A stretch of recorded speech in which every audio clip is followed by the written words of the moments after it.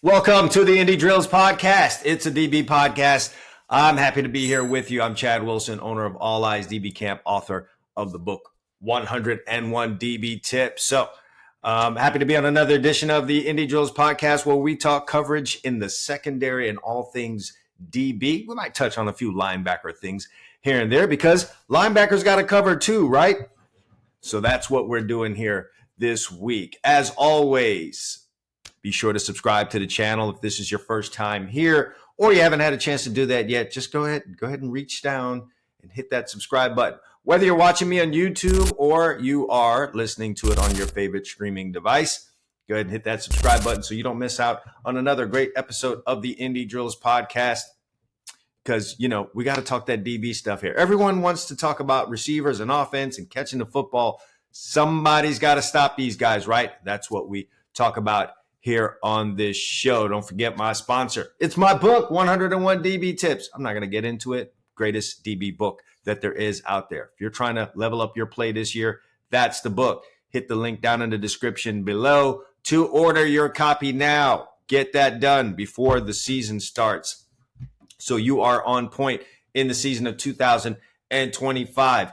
Current events, we're in the summertime, so there aren't a whole lot of things out there, but there was one very interesting thing that's happened here within the last 24, 48 hours, and that was Asante Samuel and Deion Sanders got together. They do this annual thing where they argue over the T-step and the bicycle step. This year, it seemed to get a little bit more personal, maybe than in recent years for whatever reason. I'm not going to speculate on as to exactly why those things happened, and I don't need to because Asante Samuel wisely brought Deion Sanders onto his podcast, and they had a nice long discussion about it, and they hit on all those topics, among other things. Spoke on the little bit of beef, if you want to call it that, between the two of them. And I found one particular clip from the podcast to be very, very interesting as it pertains to what we do here on the Indy Drills podcast. And it was Asante Samuel talking about his mindset as it came to facing teams and not wanting to travel, meaning he, was in a matchup with one specific receiver from the other team for the entirety of the game. All right. So there's this kind of thing where there's a community out there that doesn't respect a corner if he doesn't travel and follow one receiver or the team's best receiver all over the field. And then there's this other group that says, hey, you don't have to do that. Just hold it down each and every play when you're out there and you can be considered the best. So the not traveling thing kind of I don't even want to use this term, but kind of put a little bit of a black mark in Asante Samuel's career because it's not something that they did. They also did this with Richard Sherman. I heard that as he was at his peak and he was balling. People out there saying, well, he doesn't travel. He doesn't, he doesn't follow the other team's best wide receiver. Where do I stand on that? I don't think that's entirely necessary, especially when you're in a situation that first Asante Samuel came into when he came into the league. There was Ty Law on the other side. You got a great pair of corners. You let those guys play their side, and they'll handle whoever comes over there. I think that kind of might mess with the offense a little bit more. If there's a different guy, and albeit capable, on a receiver when he lines up instead of the same guy all the time, you can kind of plot there. You can kind of work on, some weaknesses or deficiencies. It might be easier to game plan against that type of situation. But if you've got two guys that could ball, doesn't matter.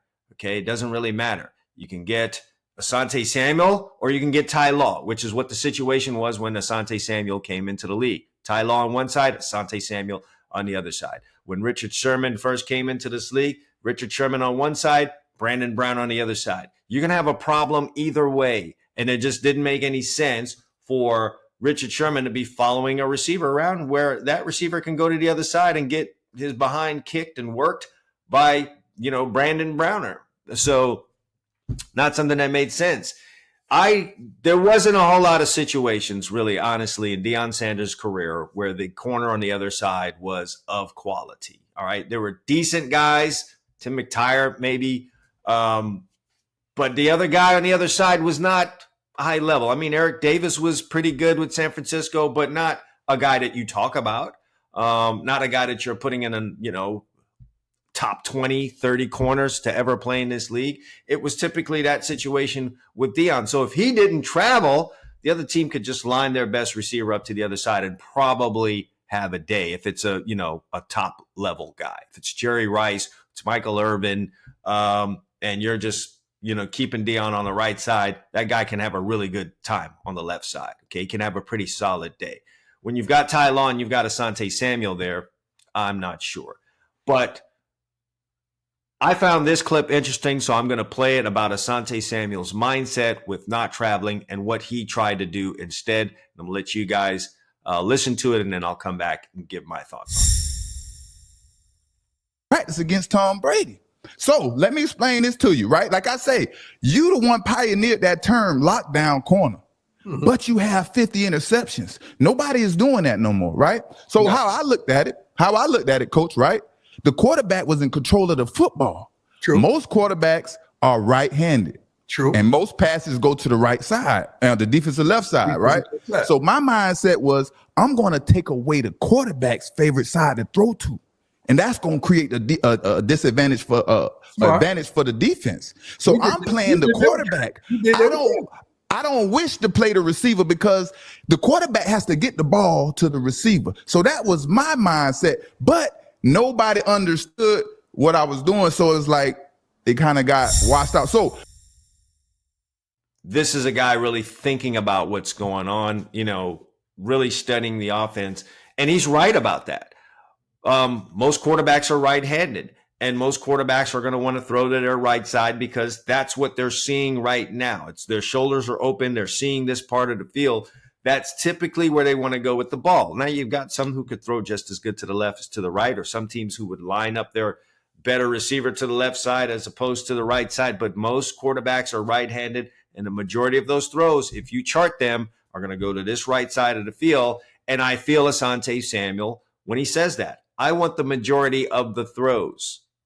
I don't want to get in a game, and if I'm really, really doing my job, shadowing a receiver and I'm handling business, I don't want to be in a game where I only get 1 or 2 targets because I'm really on a guy. I don't want that.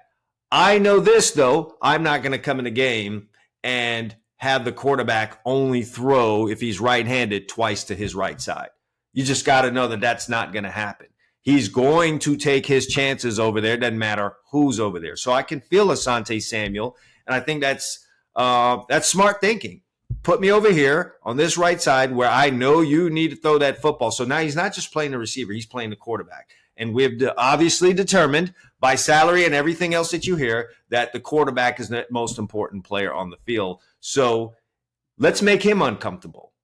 Yeah, I can take away his top receiver. The number 2 guy might be decent enough. Or there might be a tight end out there that can handle the load if the number 1 guy is getting shut out today or he's just not getting opportunities. You don't want that situation. What I do know is you're not going to get a quarterback that's just going to keep looking to the left side, keep looking to the left side. It's just not going to happen. He's going to throw footballs to the right side. And Asante Samuel is a guy that wanted interceptions. He was not a pass breakup kind of guy. That's not what he was looking for. He's not one of these guys that would get off on, I denied a receiver the ball with a bat down or great coverage 9 or 10 times in a game. He wants his hands on the football. And so that really jives with his mentality and his strategy on this. Let me line up on that right side. You're going to have to deal with me one way or another. So I want to hear you guys' thoughts on that. Are you with that, or would you have just liked Asante Samuel to travel around and that would have given you a little more respect for Asante Samuel? Can you feel where he was coming from on lining up on that right side? You guys answer that down in the comment section. I would love to hear from you guys on that, whether or not you felt like that's valid. What Asante Samuel said was his strategy in terms of lining up against the offense. Moving off of the current events, I just want to get into this topic right here because, listen, I've been obviously training for a while, coached for a long time, 20 plus years in this whole coaching and training thing. Plus, there's my playing days. And for those of you who may not have known it, played 5 years of college football, redshirted in 4 years on the field. And I had 5 different DB coaches over my 5 years. So every DB coach has something different. Every DB coach There was 5 different ways to come out of a back pedal, and they all had their thing. And some coach's thing was the complete opposite of what the other coach's thing was. One coach wanted you to play press man this way. The other coach wanted you to play press man a different way. So as such, it was a little bit, for lack of a better term, annoying having to change techniques all the time to suit what it is that the coach wanted. And some coaches were complete sticklers for it. It's do this technique this way or else, whether it suited me or not, whether I was getting it down or not. You're either doing the technique like this or it's going to be really hard for you to get playing time. So you're kind of forced into that. What it has done for me, whatever it took away from me as a player, having to constantly adjust to this, it has certainly helped me as a coach. So now that I'm out here coaching players or training guys, I have been exposed to a wider range of techniques. And so now I have, if not full knowledge, at least a little bit knowledge of a lot of things that are out there that coaches want to use. So when I get a player into me and they're training, it's very easy for me to ask the player, hey, how does your coach want you to play this? And now I can go about teaching that player that technique that coach wants to teach him, that he wants him to play with. As opposed to, I have this technique. It's the only technique I know. I may have perfected it. I may be the best in the world at it. So you're going to learn this technique, and that's what you're going to learn when you're in a training session with me. And you can take that and go back to your school. But when it's not what it is that the coach wants, you're going to have a problem. All right. You're just going to have a problem. Some coaches are like, it's my way or the highway. And you're doing it this way, or we're just going to find someone else to get in there. And so I just want to kind of talk to my coaches out there. Players, you do what that coach is asking you to do if you want to get your behind on the football field. But I'm going to talk to some of my coaches here. Now that I've said that to you, there have been times in my coaching career where I forced a technique onto a player. All right. They weren't getting it down. It wasn't the optimal thing for them based on their experience, their height, their weight, their skill set. Wasn't the best thing for them. But I had this point in time where I needed all my guys looking the same, almost like I was branding these players, like I was some kind of cattle farmer, cattle herder, and I wanted to put my brand on all of these guys. And so when they went out somewhere and someone saw them doing this technique, oh, that's Chad's DBs. It's a little bit of an ego type thing.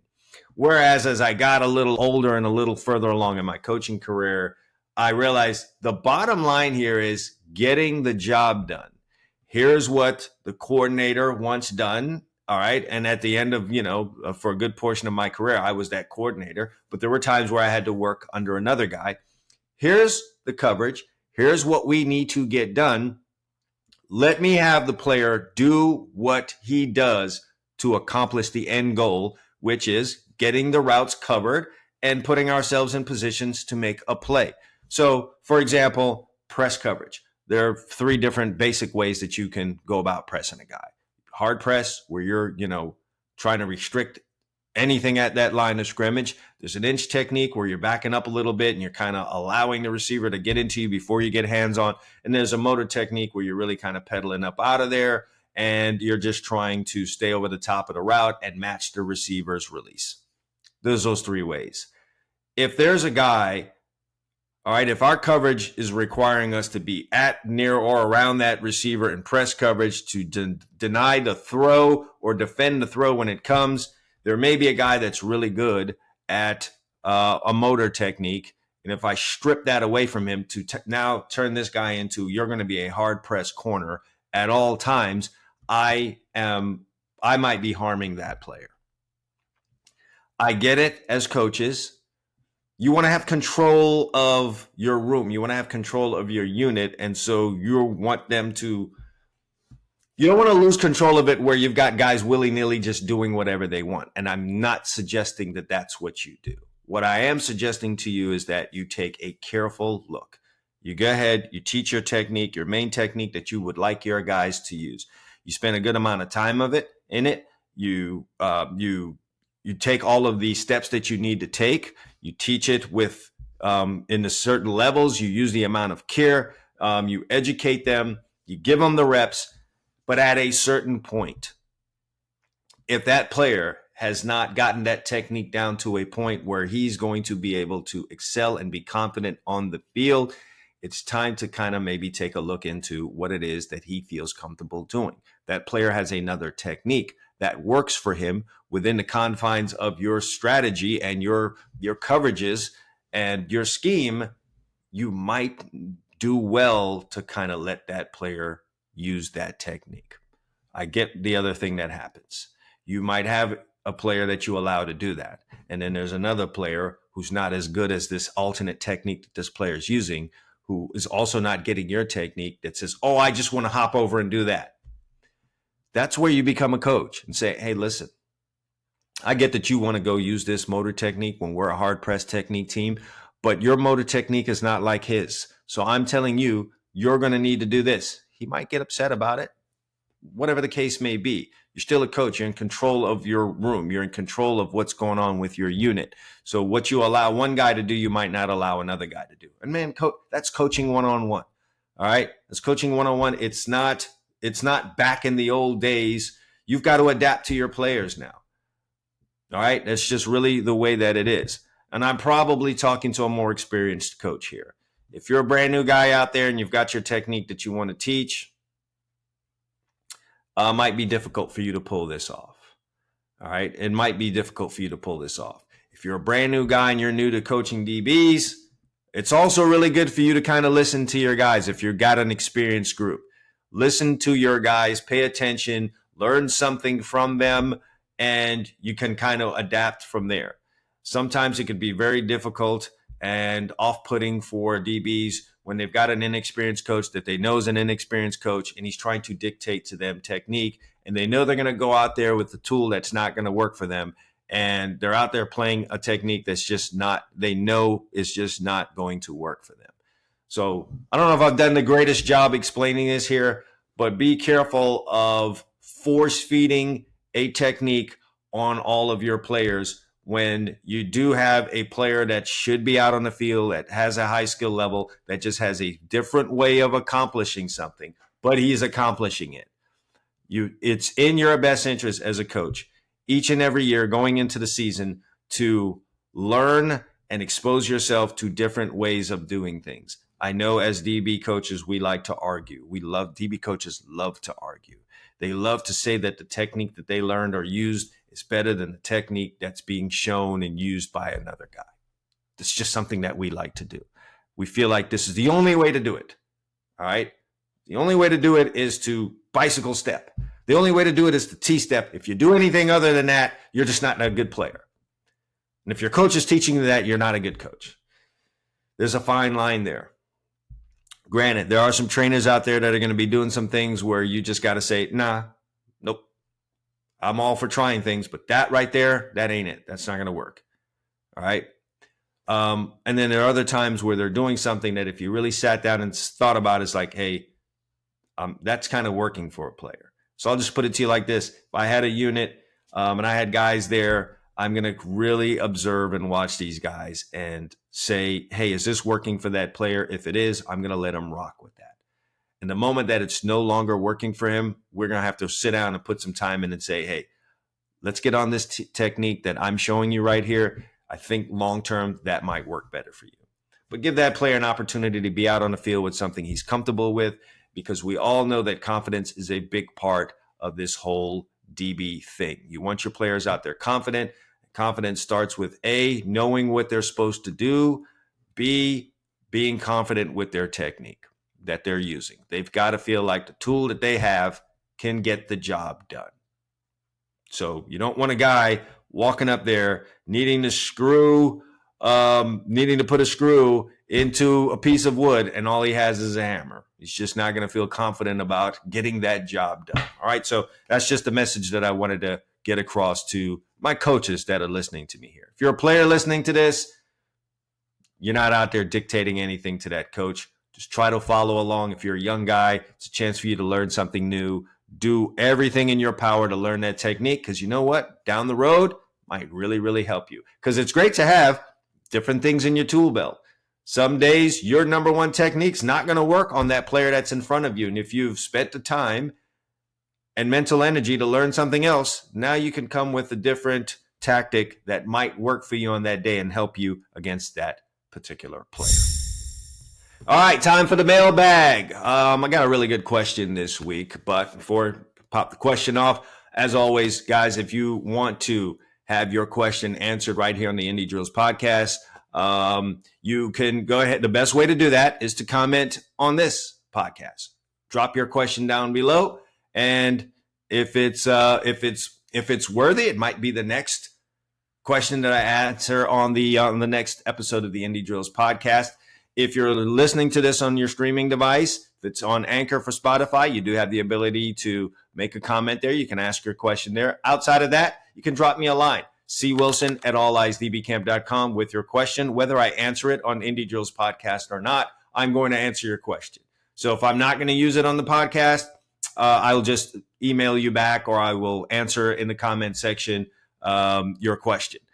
If it is a question that I think is great, we could use on the next show, I will definitely do that, and we'll answer the question for everybody out there. So I got a good one this week. I'm not sure if I'm going to get this name right. It is a screen name, but Ambuneh, Ambunneh. You'll see it here on the screen. Ambuneh 4754 says, Coach, I'm a safety, and in my recent practices, I've been struggling with being around the football.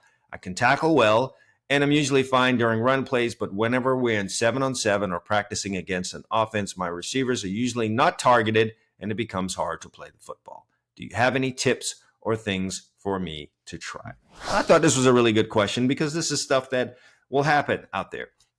You know, maybe you're a guy that's fighting for a position, and you're in a battle with another guy, and you're feeling some anxiety because, you know, you're just not in a position to make plays. The ball isn't coming your way, so you're not getting pass breakups, you're not getting interceptions, and maybe that guy is, or, you know, you're the backup trying to take a starter's job, whatever the case may be, and you're just not popping on film enough with, you know, those quality things, which are pass breakups and interceptions, and you're, for lack of a better term, you're getting blown by that. This is just nothing. I'm going to practice every day, and just nothing's really coming my way. Well, there's some remedies for that. There's other ways that you can show up on film. Because I'm here to tell you, if the ball's not being thrown your way, quite frankly, there isn't a whole lot that you can do about that specifically, but there are some things that you can do. Number one, let's talk about this.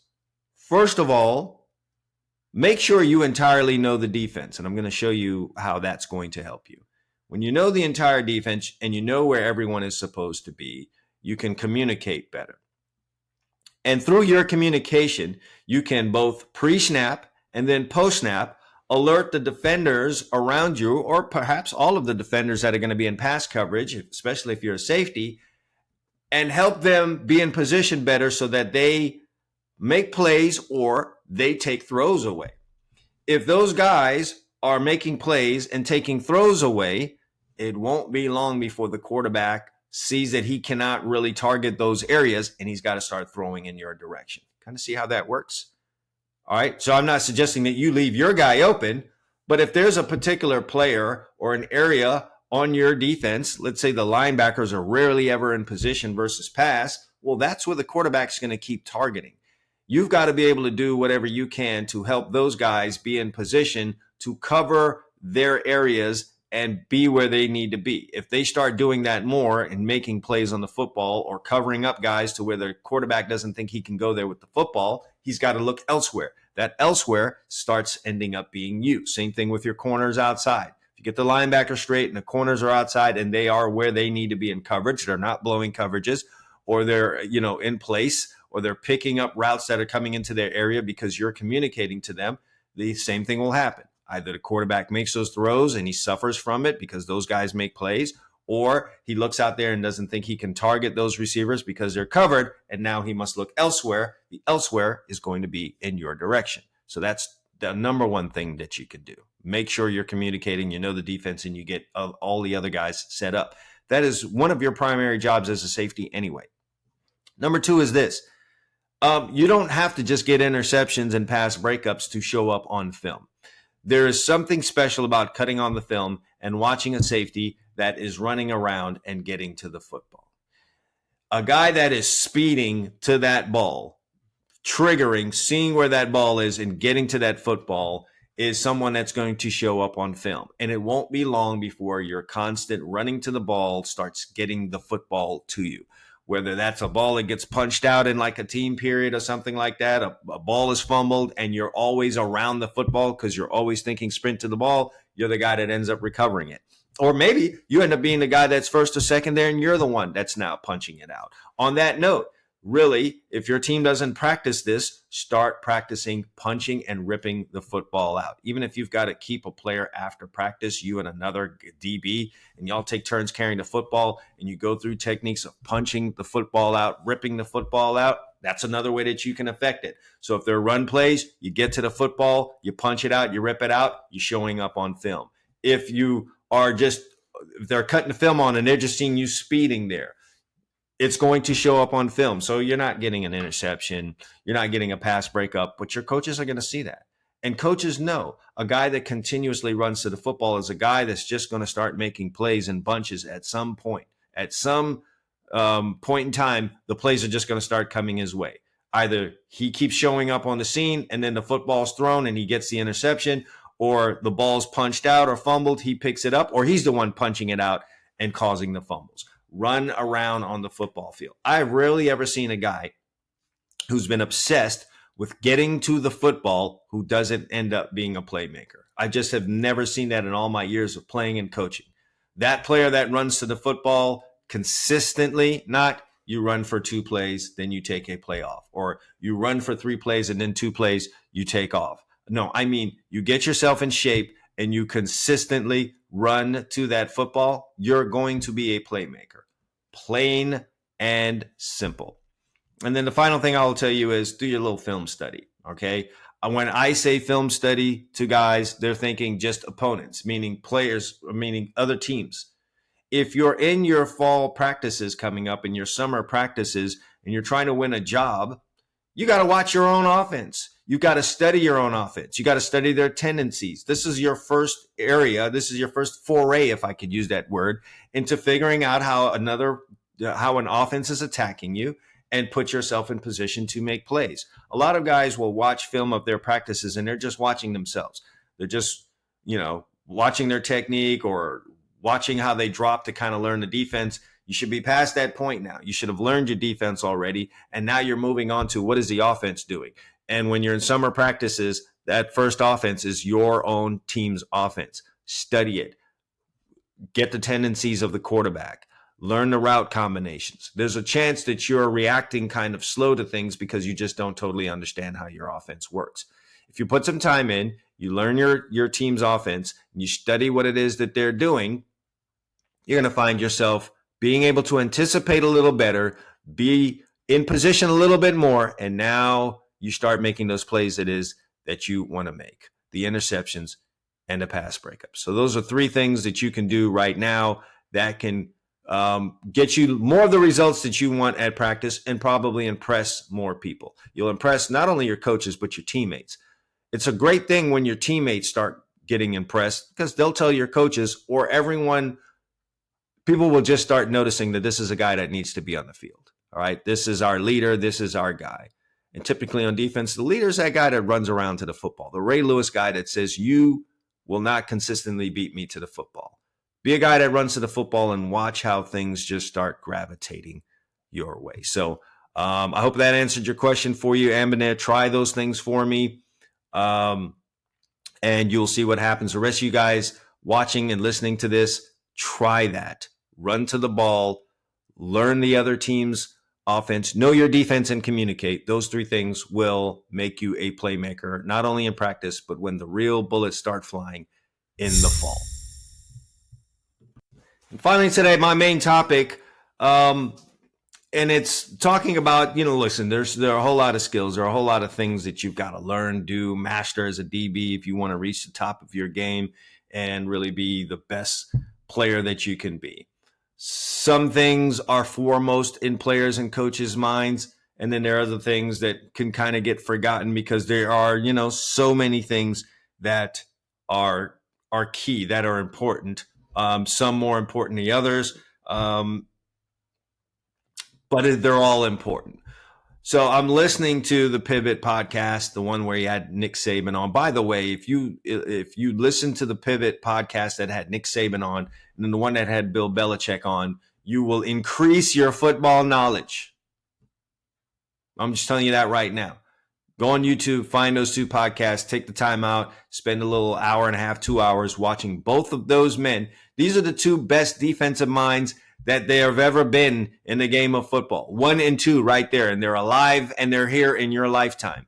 If you're a guy that wants to be a great defensive player and you don't listen to, if not both, at least one of those two, well, you're not doing everything that you can to get all the knowledge you need to be the best player that you can be. Nevertheless, so listening to the one where Nick Saban was on, and he's talking about DBs, because we all know Nick Saban loves DBs, coached them, for all of his career, and that included when he was head coach at Alabama, continued to work with the defensive backs. So I just want to have you guys listen to this clip right here, because this is what I'm going to be talking about today. So, DB, 3 things DB had to be able to do. Tackle, play man-to-man, play the ball in the deep part of the field. All right, so you could evaluate 25 things, but those 3 things were like critical factors that were fatal flaws. And if you couldn't do those things, that was always going to hurt the team. So when you looked at the film to bring a guy in, I don't care if it was at Alabama or wherever I coached, since I coached with him, we didn't recruit that guy. He might have been a 5-star. All right, so did you hear the 3 things he talked about? You needed to be, as a defensive back, if you were going to get recruited for and play for Alabama. Tackle, play man-to-man, play the ball in the deep part of the field. Some of these things get lost. Certainly not the man-to-man part, because every DB that's out there is thinking about his man-to-man coverage. It's probably the foremost thing on his mind. But some of these things get forgotten. So I'm going to go through these 3 things, give you some tips, some pointers here about how you can improve in these areas, and you can make yourself an Alabama-style DB wherever you are. Number 1 is tackling. This gets forgotten. People get so hung up in their coverage, especially cornerbacks, that they think they don't need to tackle. This is definitely a part of this game. And why is this important? Because the football is coming out a lot quicker. Offenses have gotten a lot better in getting the ball out of the quarterback's hand into a wide receiver or a running back or a tight end's hand really fast. And now what they're hoping for is that receiver or running back or tight end can make people miss and gain a whole bunch of yards off of a short throw. So we know that they have the hit screens and the bubble screens and the running back screens. We know all these things exist. And then there's a tight end just going into the flat. Hell, they have tight end screens now. And they're hoping that a 2-yard pass or even a pass thrown behind the line of scrimmage can turn into a 10, 15, 20, 40, 60-yard gain because the defense can't tackle the ball carrier. That is a big part of the game nowadays. So I know a lot of defensive backs that just primarily focus on their coverage. They'll work their pedal, they'll work their hip flips, they'll work their coming out of their breaks, they'll work their press man coverage, their kick steps, their motor steps, all that. That will consume their entire time of preparing as a defensive back, and they'll do very little in terms of tackling. I know there are schools where you might tackle once a week. That's it. Guys, you've got to practice your tackling. So if it's not being practiced enough in your actual practices, well, you're going to have to spend some pre-practice or post-practice time doing that. My cornerbacks, you would do well to either guys are always on YouTube, and this is a great, resource for you guys. Go on there and watch the wrestlers, especially watch any channel where there's a guy teaching you how to wrestle and how to lock up limbs and get people to the ground. That's the essence of wrestling. The essence of wrestling is getting a guy down to the ground and pinning him. Now, yes, I know in wrestling, the subject is not moving at high speeds like in football. However, there are so many techniques and tactics that are used in wrestling that will translate to your tackling abilities out on a football field if you would just spend some time studying it. I would urge all of you guys to do that. Take an interest in wrestling. Every one of you guys in the secondary.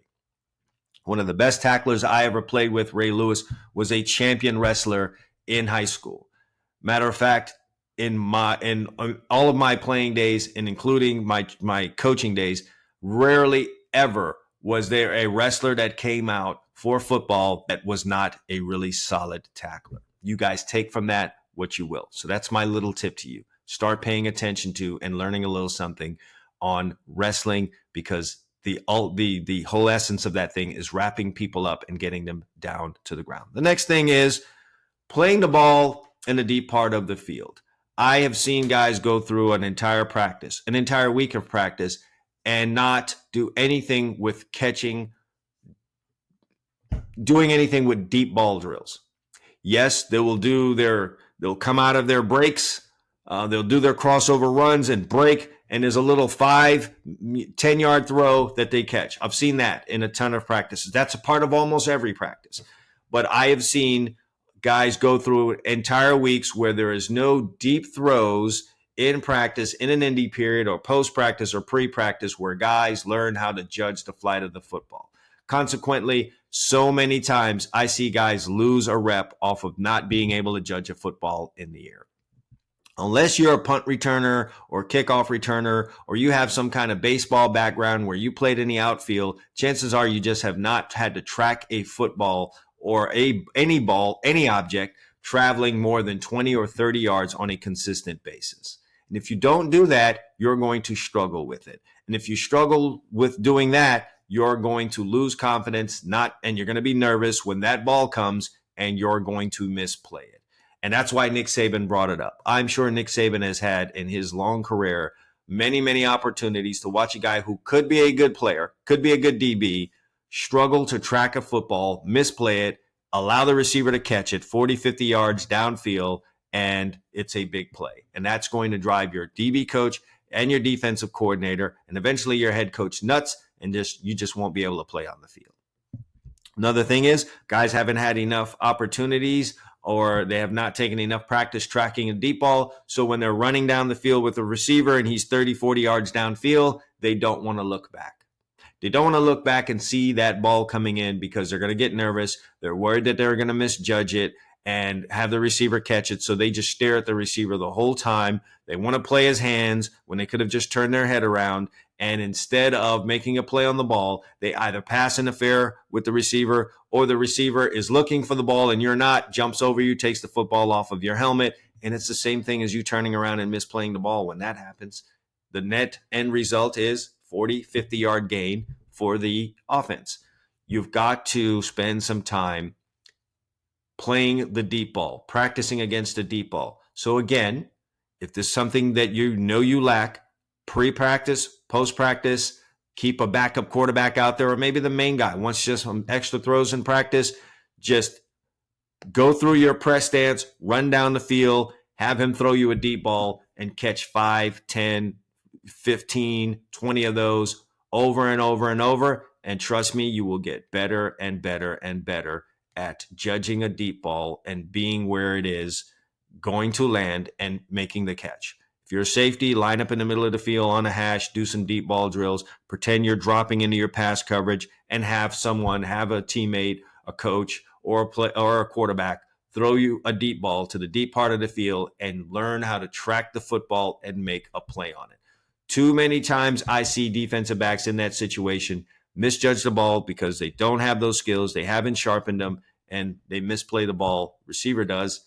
Receiver catches it. That's all they do in practice. They catch balls all day. Short, medium, long passes all day. He's not going to struggle with that. He's going to catch it, and now you were worthless, really, on that play. Let's just be honest. Sure, it's great. You're in position. Net result was receiver caught the ball, and now we've given up a big play, possibly even a touchdown. So you've got to do work on that. And the final thing, obviously, is your man-to-man coverage. But I will say this. Man-to-man is not just press.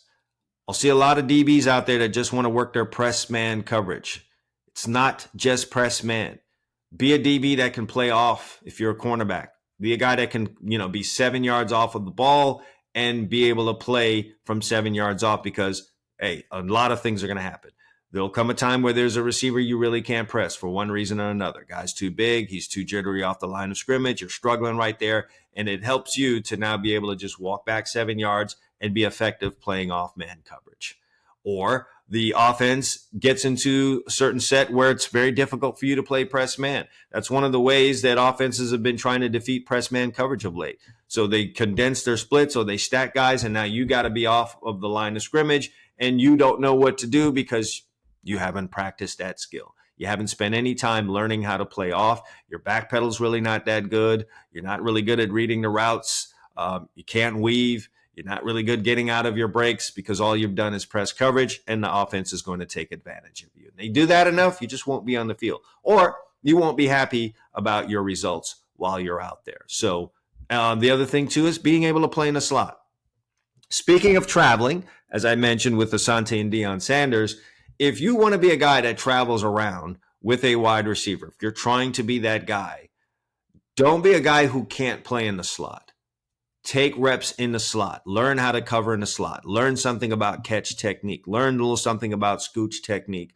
And, of course, have your pedals and your brakes down because you might need to go in the slot. Because if you're really that good outside and you're traveling with a receiver and you're neutralizing him, and the offense knows that, our guy on offense is probably not going to be able to have a day against this guy pressing him, they'll simply take him and put him in a slot, and he'll play there for an entire game. I've seen teams do that. I saw that happen several years ago with the Green Bay Packers. Not that they necessarily felt like Devontae Adams wouldn't be able to beat Jalen Ramsey, or maybe they didn't think that. I mean, Jalen Ramsey was playing really good football right there, and maybe they didn't think that was the best matchup for them. So they took Devontae Adams, and they put him in the slot. Jalen Ramsey, I think, went in there a few times. That's a way to get a guy away from you unless you know how to cover in the slot. So don't be a one-trick pony. Know how to press, know how to play off, know how to play in the slot, right? And that's going to help you. You do these three things, well, now you're the kind of guy Nick Saban would like. And if you're the kind of guy Nick Saban would like, you're the kind of guy that any coach in America would like. Pro, college, high school, whatever the case may be. Be that kind of guy. And Nick Saban, you heard it out of Nick Saban's mouth. Be able to tackle, be able to play man-to-man, be able to play the ball in the deep part of the field. All right. Hope you guys found that interesting and of quality to you. I hope you take those things to heart. If you're not able to do those three things efficiently or at the, at almost an elite level, start getting yourself there. Start putting in the extra time to be able to handle those three things and do them well so that you can be an asset to your team, or at least not be a burden out there. All right. Can you imagine being a guy that's out there every week and the ball's just going over your head because you can't play the ball in the deep part of the field? You don't want to be that guy. All right.